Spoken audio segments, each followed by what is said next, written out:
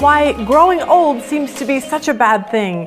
Today, as Abraham goes off the pages of Scripture, we're going to learn some really valuable lessons about what it looks like to grow old and finish well. Join us today.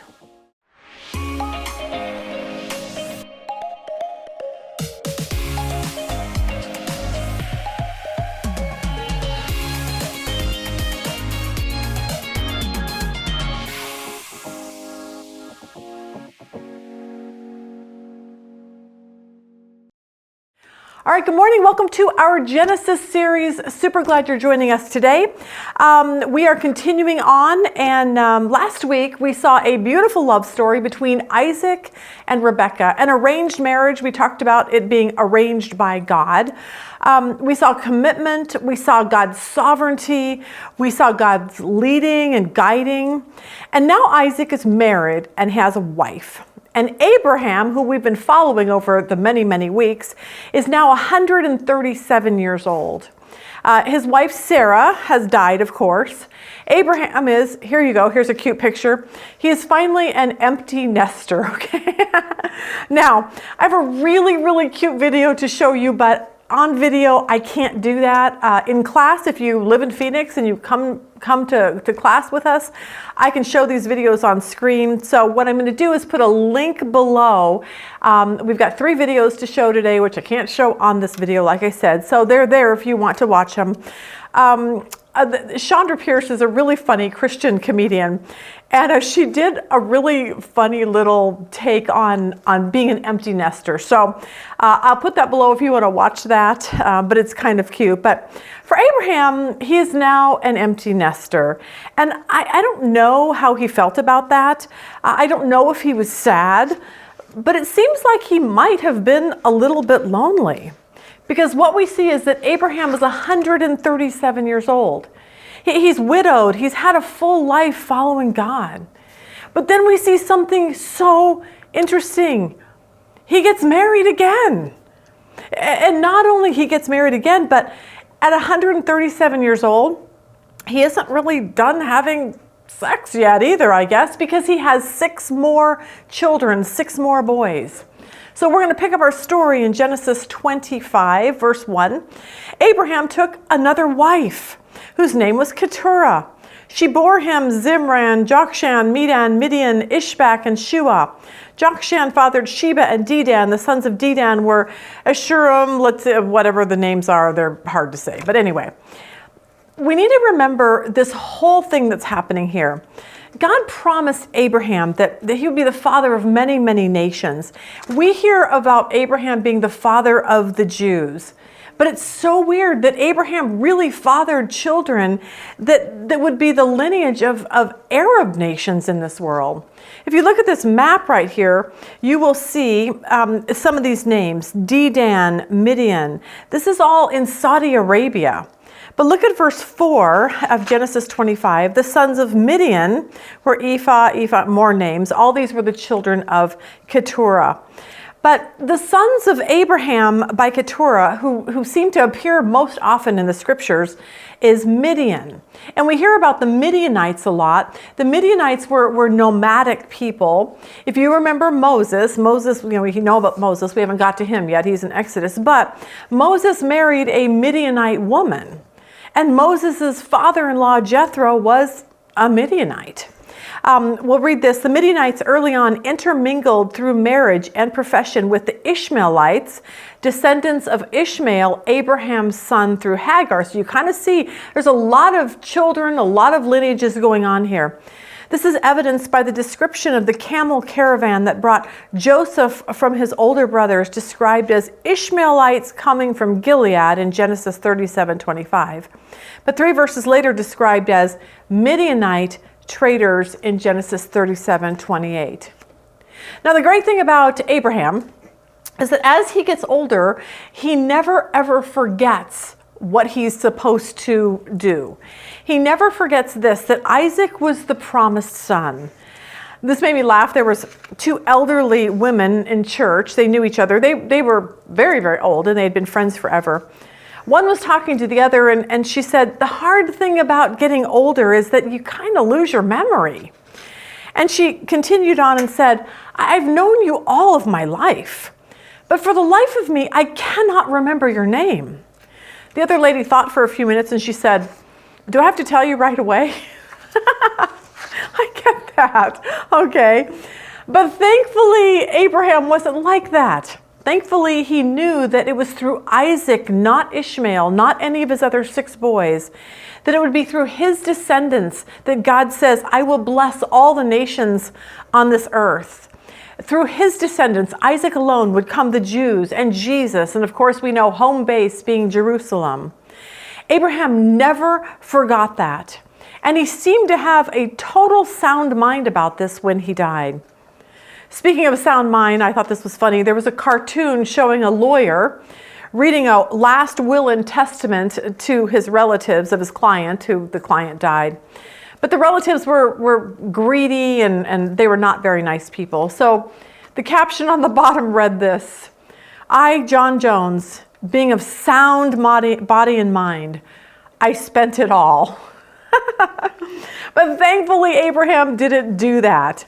Verse 5 says this: Abraham gave all he had to Isaac.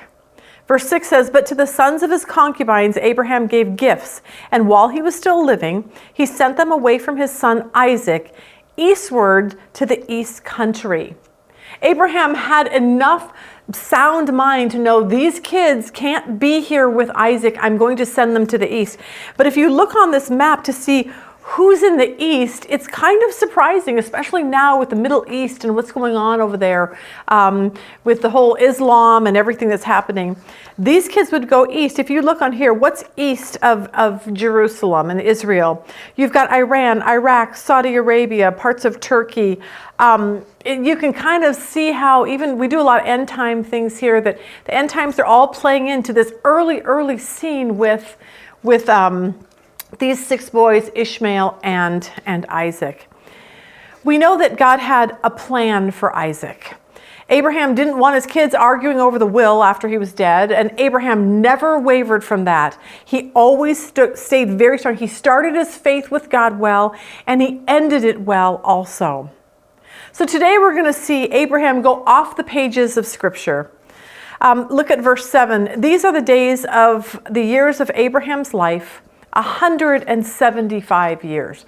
175 years old. Now, I don't really know what all that means. Like, is the 175, is that like the new 50 or 60 for us? Like, who knows what that was like. But I'm going to put a link to another video that we're going to play, because I want you to see that the places that we're talking about are really places today.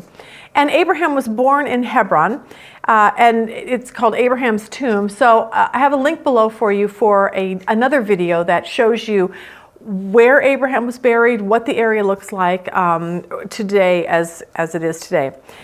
Now, at this point, Abraham is died. Ishmael, remember Ishmael, his son by Hagar, is now 90 years old. Isaac is 75. His 6 sons that he just had are probably like in their 20s and 30s. And yet, what we see from Abraham is that he lived his life to the fullest. And that's what I want for all of us. But sometimes that's hard. Aging is really hard, because we live in a world today that when someone gets old, or maybe when they retire, oftentimes they just quit on life. They lose their purpose. They don't feel young anymore. They can't compete with this younger generation. But you know, we should look at aging a little bit different. I have my third video that I want to show you. And it's really cute. They brought some kids in their 20s. They asked them how old they thought people were when they were old. And then they brought these older people out and they showed him a few things. So you can watch that. I'll link that below. But here's the thing with Abraham. He never gave up. He never did. After his first wife, Sarah, died, he could have fallen apart. But he didn't. He focused his life on what was happening while he was on this earth. I'm still living. What can I do? And in the process, God had something for him really amazing. He fell in love again. which was so shocking to all of us who have been with Abraham and Sarah for all of these weeks. But for the final 38 years of his life, he didn't just sit in a rocking chair and waiting to die. I believe he grew old gracefully and he was busy, because I think Abraham got this, and I think it'll change our life if we get this too. Life on this earth is temporary, and Abraham lived looking forward to his eternal home and body. While he was living here, that's awesome, but there's so much more, so much more. Hebrews 11 verse 9 says this, "By faith he, Abraham, made his home in the promised land like a stranger in a foreign country. He lived in tents, as did Isaac and Jacob, who were heirs with him of the same promise." But look at verse 10. "For he was looking forward to the city with foundations, whose architect and builder is God." He knew that there's something so much greater after we die, that he wasn't too, but it wasn't a tent. It was a building. It was a permanent building in heaven. 2 Corinthians 5 says this, but the Apostle Paul says this, "Now we know that if the earthly tent we live in is destroyed, if we die, we have a building from God, an eternal house in heaven, not built by human hands." In other words, I think Abraham got that our body is really considered, here's a picture here, a tent. Now, most people nowadays, they did back then because they didn't have houses, but people nowadays, they don't live in tents. They go camping in tents, okay? And they don't plan on staying in that tent very long. It's not very comfortable, we know that. But for some, that sounds like a lot of fun. Hey, let's go camping. Rob ever said that to me? I'm like, nope, my camping is like a 5-star hotel, okay? That's how I camp. But when people are camping, it's usually for a few days. And then they want to go back home to their like sleep number bed or whatever they have. But this is why, because there's storms, there's rain, there's elements. And look what happens. Tents blow away. They get destroyed. And this is why, because tents were never meant to be permanent. They just weren't. And Paul is trying to get that through to us. That our bodies are like a tent, temporary. We won't always be here on this earth. We were never meant to. Isn't that good news? 2 Corinthians 5:2 says this about while we were living on this earth in our tents. "Meanwhile we groan, longing to be clothed with our heavenly dwelling." Because honestly, as we get older, we groan. Everything hurts. We just moved into a new house and I can't even begin to tell you. I always say, I didn't even know I had this many like muscles in my body that could actually ache. Because as you get older, like I'm not in shape. I do know that. But we have more aches and pains and more doctor's appointments and eye appointments and then hearing appointments. And as we get older, as weird as this sounds, death doesn't seem like that bad of a thing. Because our bodies are wearing out. It's like seeing that tent fallen over in the storm. But the good news is that we know that our fallen bodies that groan all the time, we're not always going to be like that. If you're a follower of Jesus, we have a hope for all eternity. We have a heavenly home that will be permanent. And we need to do everything we can do, especially in the later years of our life, to get to know God so well that we look more forward to our permanent home than living in our temporary tent. Because imagine spending eternity, all of eternity, with God who gives us a new body. No gray hair, no bad eyesight, perfect hearing. A new body that doesn't stoop with our legs. A body where there's no tears, there's no pain, there's no sickness. That for all of eternity. I don't know. It sounds kind of good to me. What Rob and I have learned is that living in this tent of a body comes with a lot of problems. We have problems with children or health or business or money or grandchildren or dogs or houses. But what we've learned is everything is temporary. And if they're temporary, we probably shouldn't take them as serious as we actually do. So I did a video a while back in our question and answer series, and I did a video about growing old. Now, I want to revisit some of the points, and if you watch a lot of our Bible studies, you've probably heard a couple of these stories already. I was laughing this morning. I was thinking about this verse that Peter says. I can't remember if it's 1st or 2nd Peter. And he says, I remind you of these things so that you can know them for sure. What you need to know is I remind you of these things because I've forgotten when I told them to you, okay? So that's the difference between me and Peter. But I want to revisit some of these points because as we see Abraham going off the pages of Scripture, I want us to know that as we grow old, and we all know we will, that's just life, that we actually can know God better at the end of our life more than we did at the beginning of our life. Because we see that with Abraham. But it all starts with knowing this, like Abraham. We're going to get old. That's just the way life works. And some of you that are watching this, or you go, I'm not going to get old. And you can't imagine that. I totally get that. I tell you a story that I've told you this before, and I laugh because this day was literally etched in my mind. Rob and I were raising 5 children at the time. We were in our 20s and he was in his 30s. Okay, I was in my 20s and he was in his 30s. We had lots of kids, okay, and they were busy and we were busy, and there was soccer practice and dance recitals, and when I saw this, it shocked me. I looked in the mirror to put lipstick on, and there it was, a wrinkle. I'm like 20 some years old. I'm like, oh no. I'm way too young to have a wrinkle. But it was there. And it sounds so funny that I cannot remember what I had for lunch yesterday, but I can remember that moment that I found a wrinkle. The reason why it makes me laugh is because there's something inside of us that thinks growing old and getting wrinkles is really for someone else, not for me. We assume we're going to look like we did back when we were in high school, I guess. And we see people that we'll meet someone that we haven't seen for 40 years. And our first thought is, wow, they look old. They look like an old person. And then I go, I think I do too, I guess. It's weird. But the problem is this, nobody warned us that this was going to happen. But what if, and this is so cool, what if we could look at aging through the eyes of God and not the eyes of the people around us? Because maybe Abraham did just that. Maybe after Sarah died and Isaac left the house, everyone's like, well, your time's almost up here, buddy. I don't think he did that. I think it's like, no way, God. I'm going to do what you want me to do until the end of my days. But what if we looked at life different and really started to realize that God gives us different seasons? But here's the cool part, is that God promises to still be intricately involved.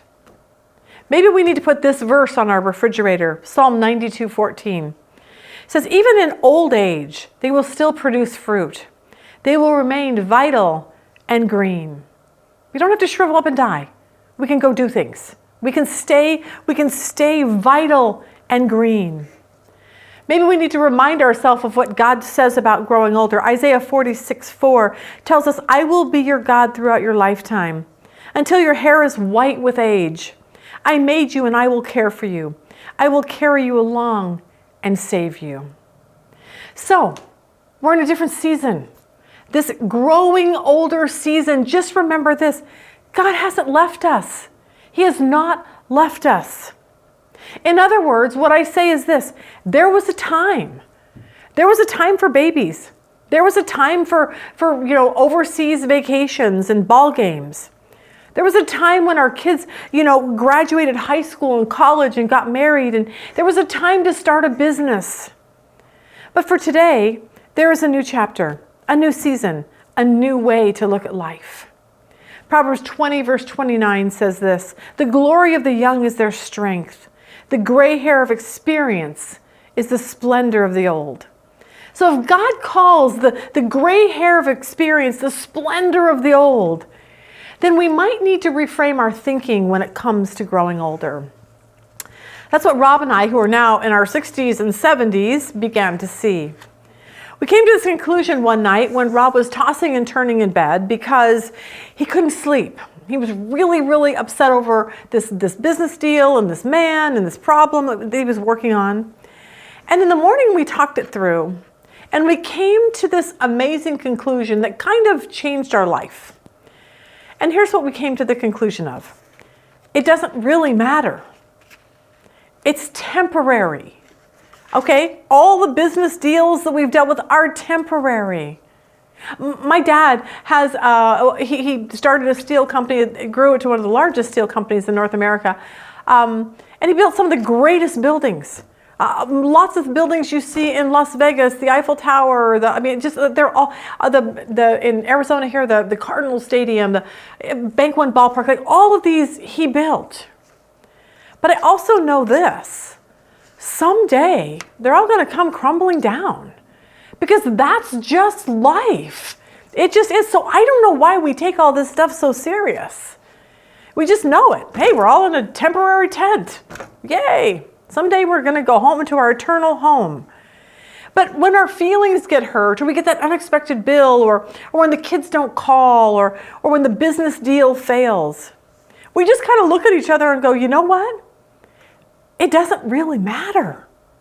In light of eternity, in light of the fact that we're just a small piece on this historical earthly timeline, in light of this fact that God promises to work all things for good while we're here, in light of the fact that God is sovereignly in control over everything, that He either causes them or allows them to happen, we need to look at things like it just doesn't really matter. So as we get older, the good part about getting older is that for us, we just trust God more and we worry a lot less. And I bet Abraham got to that point. Because we look back at Abraham and we see something amazing. We look back and see them thousands and thousands and thousands of years ago, and we go, wow, a lot's happened since then. They were just this teeny tiny little blip on this, like I said, historical timeline. And everything that happened to them, the hurt, the pain, of course it feels bad for the moment. But in the big picture of all eternity, it kind of really doesn't matter. Think of all the arguments that Sarah had with Abraham about Hagar and Ishmael. And we can look back and say, in the scope of all eternity, it didn't really matter. It just didn't. I was thinking about this with Rob's mom, who's no longer living, and his aunt, which is no longer living. His mom and aunt, they were sisters. And Rob's aunt was so mean. Oh my gosh. And she would write horrible letters to Rob's mom. And she was just a mean person. And she would blame her for things that she didn't do. It was just kind of odd. But Rob said the other day, he said, isn't it amazing that they're both gone? Whatever problem my aunt had with my mom, it doesn't matter anymore. So if that's the truth, then maybe we should live life a little more peacefully instead of freaking out over everything that happens.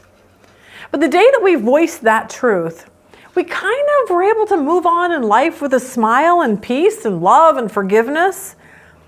Because when we're on our deathbed, and we're looking over our life, I just think that we don't need to remember the things that stressed us out. I don't think we're going to. I think what we're going to realize is that those things that bothered us kind of really don't matter in light of eternity. And I really wonder if Abraham got to that point. It didn't really matter that Sarah gave her maid Hagar to Abraham and she got pregnant. Didn't matter that Ishmael caused so many problems. Didn't really matter that Abraham had to kick, Hagar and Ishmael out. It didn't really matter that Abimelech's guys were taking Abraham's wells. It really didn't matter that Ishmael moved away.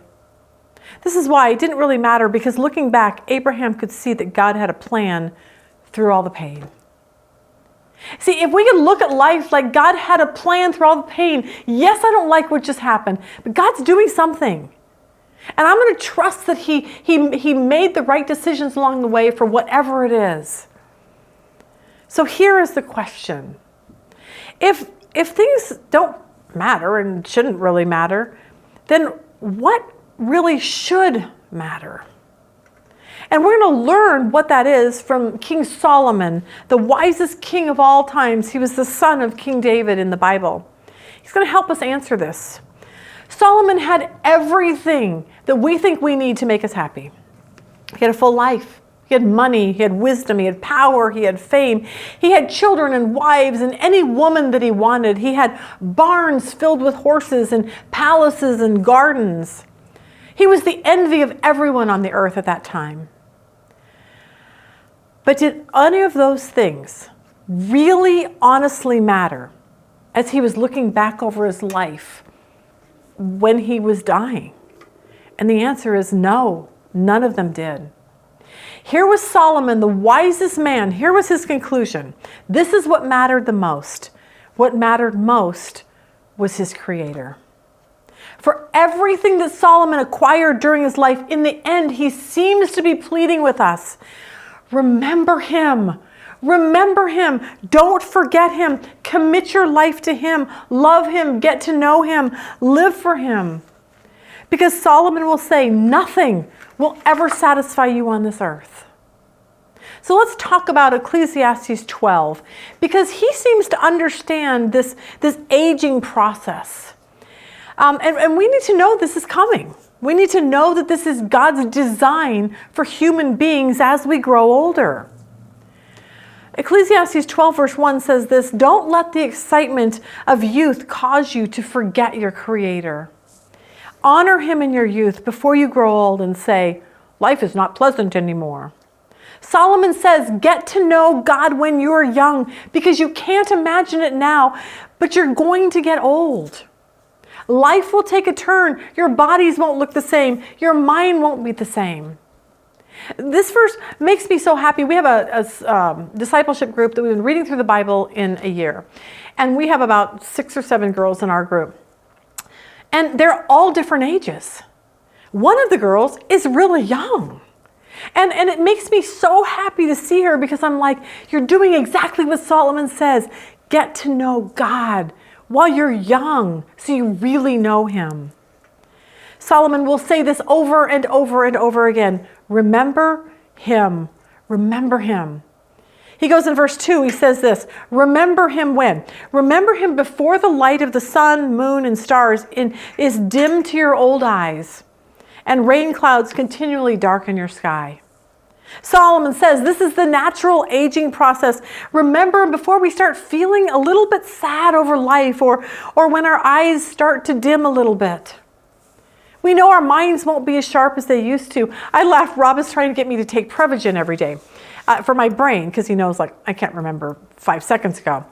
So he put it right beside my bed, thinking that when I wake up, I'll remember to take it.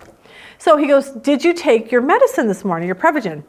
So I said, well, I don't remember. I walked in the bedroom, okay? I walked in the bedroom to actually take it. But I can't remember if I turned left and actually went to take it, or if I turned right and went to the bathroom. So I went and took another one in hopes that maybe 2 of them would have helped my brain that day. But that's just, now we just laugh about it, because that's just what happens as we get older. What's funny is I'm 62 as I'm videotaping this. And I have a hard time now remembering words and putting sentences together.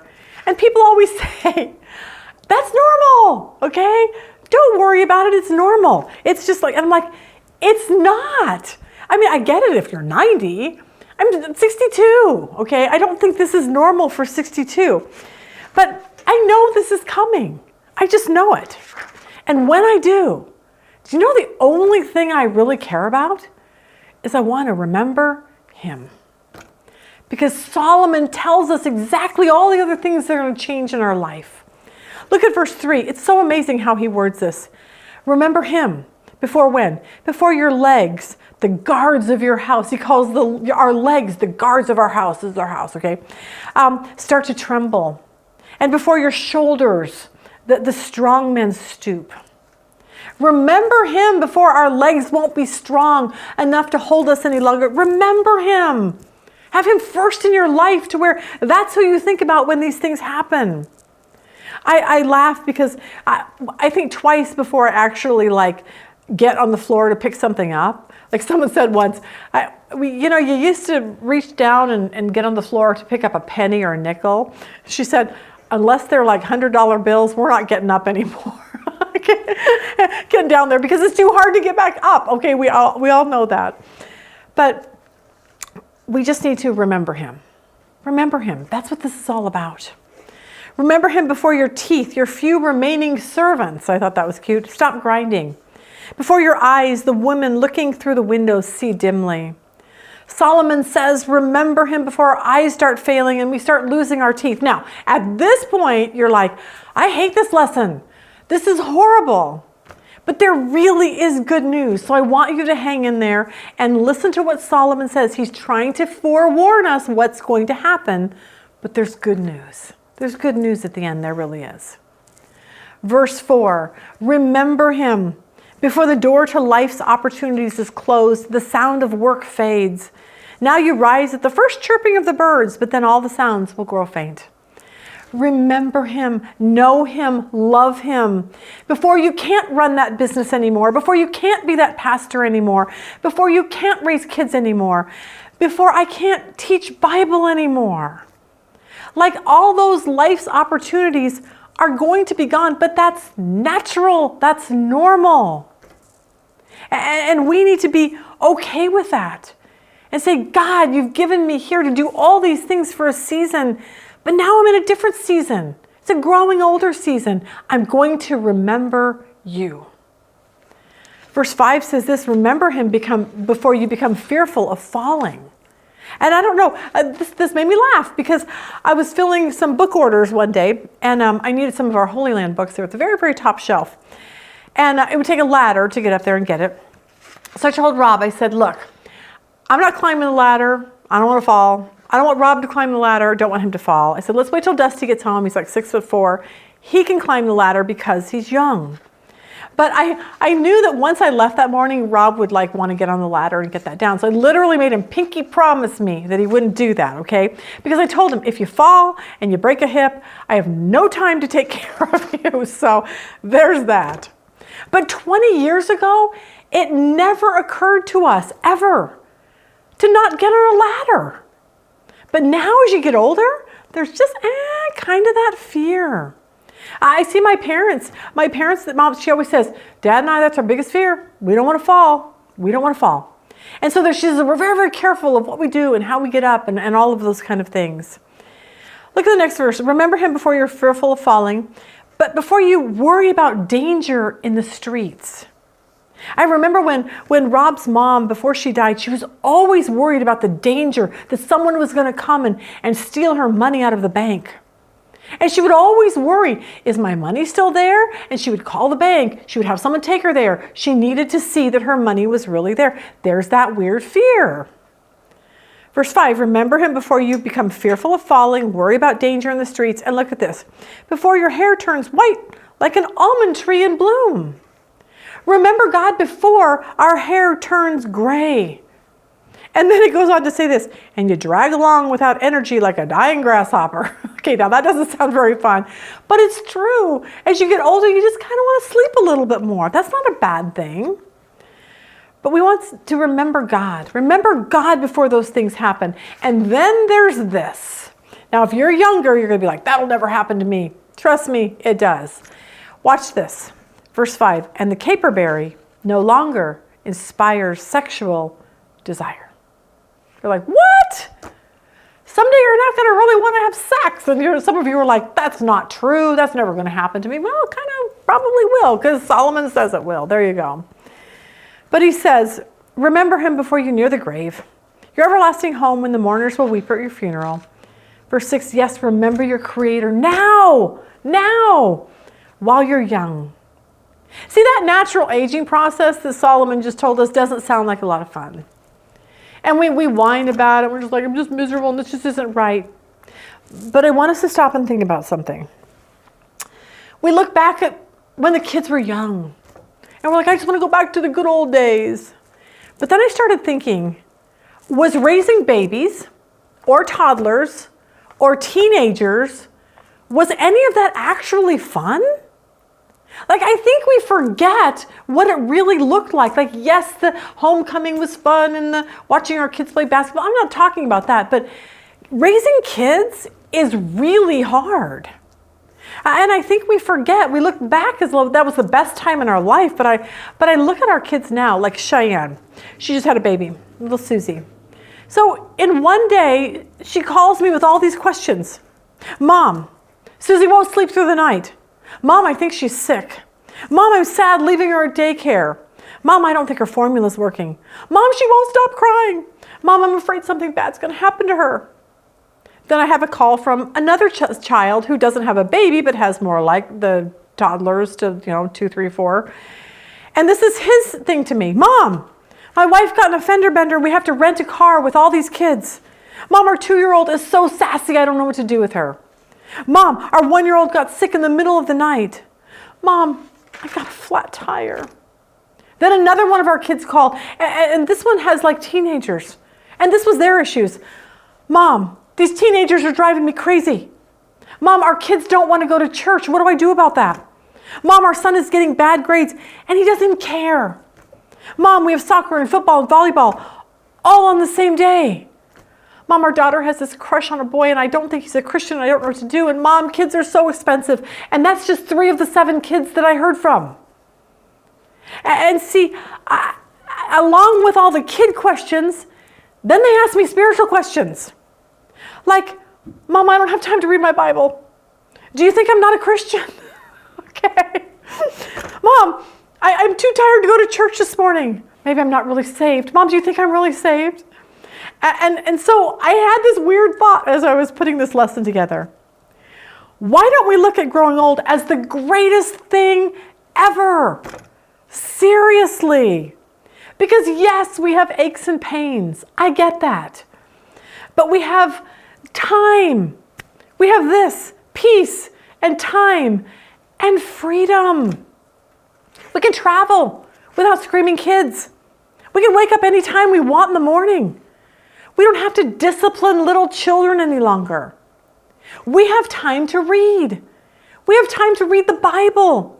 We have time to listen to sermons whenever we want to, go to Bible studies whenever we want to. We have time to serve God in ways that we could never serve Him before because we have more time. We didn't have that when we were younger. When we were raising kids and we were trying to get into football games and dance recitals and all those things, we didn't have a lot of time to get to know God. We were busy doing laundry and taking kids to the doctor and grocery shopping and cooking, and we just didn't have the time. But now the kids are grown and gone, and we are at a stage where we have time. We were on vacation, and we went to meet the guy that was living next door, and he was a retired doctor. And so we asked him, are you sad that you're not a doctor anymore? He's like, yeah. He goes, but I keep busy. I said, what do you do?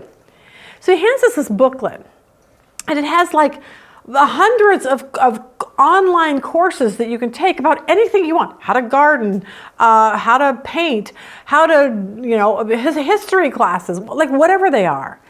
He says, I'm just signing up for all these classes so that I can learn new things as I grow older. And see, that's the greatest thing ever. As a follower of Jesus, imagine if we took that serious.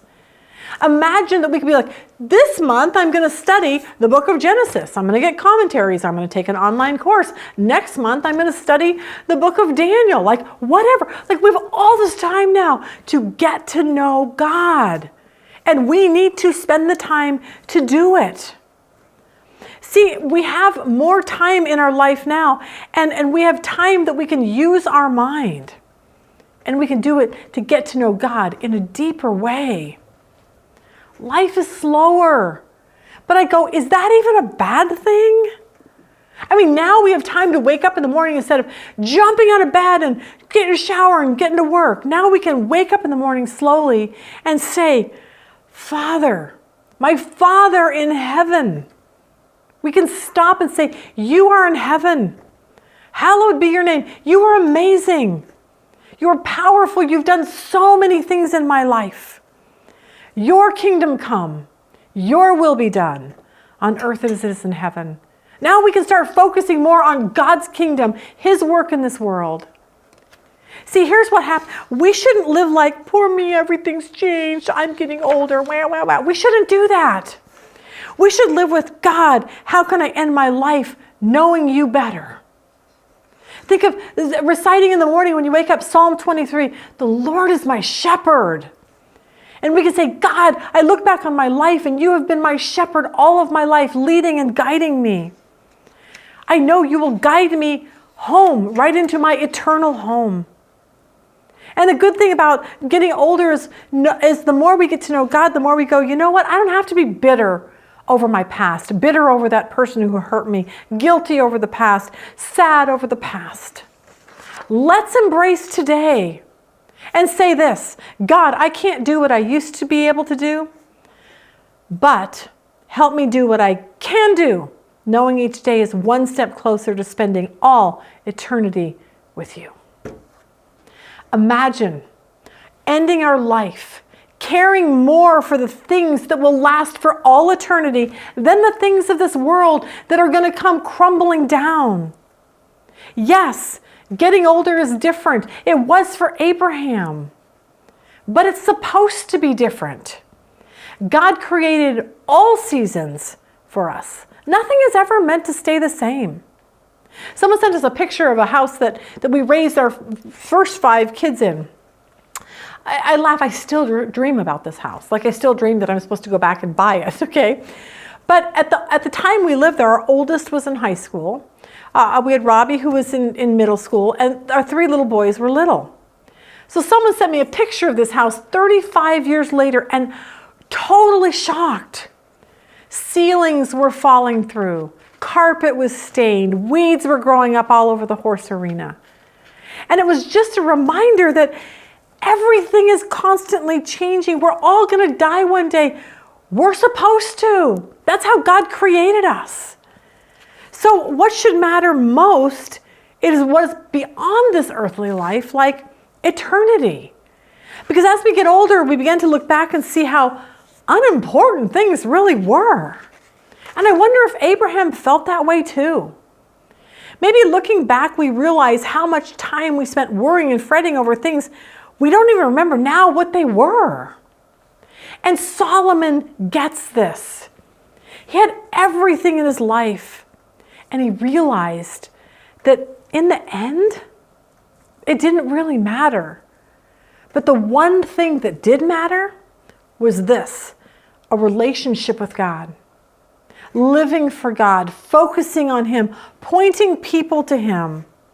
So as we get older, I think we need to reframe our life. Maybe we need to reframe our life and as we enter this new season and not put it in the frame of my life is miserable, I'm getting old, wah, wah. But instead put it in a frame where God is in the midst of it. You need to maybe accept the fact that what used to be will never be that way again because it was never meant to. We need to put God in the center of our frame. Solomon says this, he reminds us of this in Ecclesiastes 7:10. He says, do not say, why were the old days better than these? For it's not wise to ask those questions. We assume that question isn't wise because we need to be reminded that the old days are out. We have new exciting days here. In the past, we were supposed to do what we were supposed to do in the past. But now it's different. We're supposed to do what we're supposed to do in this season of life. Different, bad, it doesn't mean bad, it just means different. And that should be okay for us. Because that's the way God created human beings. Someone said we were born to die. The minute we were born, we were on this train track to die one day. But here's what we need to know. The question is, are we passing along the wisdom and our relationship with God to the next generation? Are we passing on our business, our ministry, our knowledge, our dreams, our faith? Because we see King David doing this. King David was kind of this go-getter, type A personality. Let's get this done. He's the king. He loves God. God calls King David a man after his own heart. And we see that because he wants to build a house, a temple for God. He has this idea, so he calls his friend Nathan. 2 Samuel 7 says this, after the king was settled in his palace and the Lord had given him rest from all his enemies around him, he said to Nathan the prophet, here I am living in a palace of cedar while the ark of God remains in a tent. Nathan replied to the king, whatever you have in mind, go ahead and do it, for the Lord is with you. Nathan's like, great idea. Build a spectacular home or house or temple or whatever you want to call it to the Lord. But verse 4 says this, that night the word of the Lord came to Nathan, saying this, verse 8, now then tell my servant David, this is what the Lord Almighty says. I took you from the pasture and from following the flock to be ruler over my people Israel. I have been with you wherever you have gone. I have cut off all your enemies from before you. Now I will make your name great like the names of the greatest men of earth. When your days are over, when you die and you rest with your fathers, I will raise up who? Your offspring to succeed you, who will come from your own body, and I will establish his kingdom. He is the one who's going to build a house for my name, and I will establish the throne of his kingdom forever. In other words, David, great idea, but I'm going to do something different. Some of you started businesses and you thought your life would end with you owning that business. Some of you thought that this business would go different than it was, and it ended completely different than what you thought it would. And you, like David, have a choice. David's choice is to cry.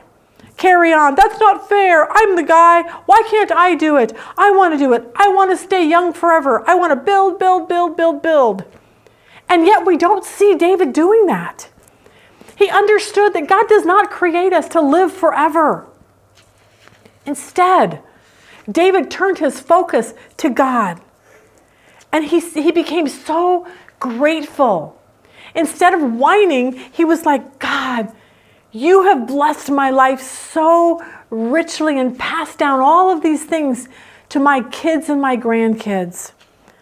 Look at verse 18. This is what David says. When he hears he can't build this for God, King David went in and sat before the Lord and said, who am I?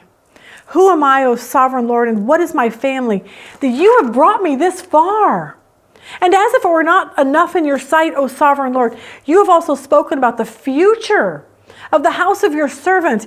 Is this your usual way of dealing with man, O sovereign Lord? He's so shocked that God has been so good to him. What more can David say to you? For you know your servant, O sovereign Lord. For the sake of your word and according to your will, you have done this great thing and made it known to your servant. And now, Lord God, keep forever the promise you have made concerning your servant and this house. Do as you promised, so that your name will be great forever. Then men will say, the Lord Almighty is God over Israel, and the house of your servant David will be established through you. 1 Chronicles 22:5 says this, David said, my son Solomon, he's young and inexperienced, and the house to be built for the Lord should be of great magnificence and fame and splendor in the sight of all nations. Therefore I will make preparations. So David made extensive preparations before his death. David knew he was going to die. He knew he couldn't build a house, but he didn't spend his last days pouting about it, okay? He did what he could. He probably worked on drawings and then he encouraged his son. He entrusted his son for this job. And then he wanted Solomon to follow his God wholeheartedly. Look at verse 6. Then he called for his son Solomon and charged him to build a house for the Lord, the God of Israel. David said to Solomon, my son, I had it in my heart to build a house for the name of the Lord. But this word of the Lord came to me and said, you have shed much blood and have fought many wars. You are not to build a house for my name, because you have shed so much blood on this earth in my sight. But you have a son. You have a son who will be a man of peace and rest, and I will give him rest from all of his enemies on every side. His name will be Solomon, and I will grant Israel peace and quiet during his reign. He is the one who will build a house for my name. He will be my son, and I will be his father, and I will establish his throne the throne of his kingdom over Israel forever. Now, my son, the Lord be with you, and may you have success and build the house of the Lord God as he said you would. And then we see 1 Chronicles 23:1. When David was old and full of years, he made his son Solomon king over Israel. The circle of life. That's just the way this works. We have to understand that that's the way it should be. That's how God created it to be. We pass on what is ours to the next generation. Because remember Isaiah 46:4, I will be your God throughout your lifetime, until your hair is white with age. I made you. I will care for you. I will carry you along and save you. And for many of you, if your health allows, you have time to serve God. We did a Feed My Starving Children event years ago, and there was this very, very elderly couple. And any serving opportunity that came along, they were the first ones to sign up. It was so fascinating. They couldn't hardly walk. They couldn't stand to even pack food. So they got on the bus, and they rode there with us, and they sat down in a chair and put stickers on all the bags. Because they wanted to serve God until they couldn't anymore. I look at Jimmy Carter. He's 98 now, but when he was 95 years old, he was standing underneath a tent on a muddy lot on a rainy morning constructing a house at 95 years old. He had work boots on and jeans, and he served. That was his heart. On this particular day, he had a bandage above his eye. He had a black eye because he fell. He fell getting ready to go to church and teach Sunday school the next day on Sunday morning. He had to have 14 stitches. But he traveled. He traveled to do this because he said, I want to be here to serve. I don't think serving was easy for him at 95, and I don't even know if he can do it now at 98. But here's the deal. That is how we can grow old gracefully. Embrace what you can do today. It's not going to be like it was before. Never meant to. But spend the rest of your days doing everything you can to get to know Jesus better than you've ever known him before. Get to know him because that's who you're going to be spending eternity with if you have given your heart and your life to him. And we see with Abraham, this last verse in verse 8, Abraham breathed his last and died in a good old age, an old man and full of years, and he was gathered to his people. That is the circle of life. God wants us to use our life to the very fullest until the last breath we take. And I don't mean building big buildings. I mean figuring out how to serve God and do what you can do for him. Remember him in your old age. Hope you have a really good day today.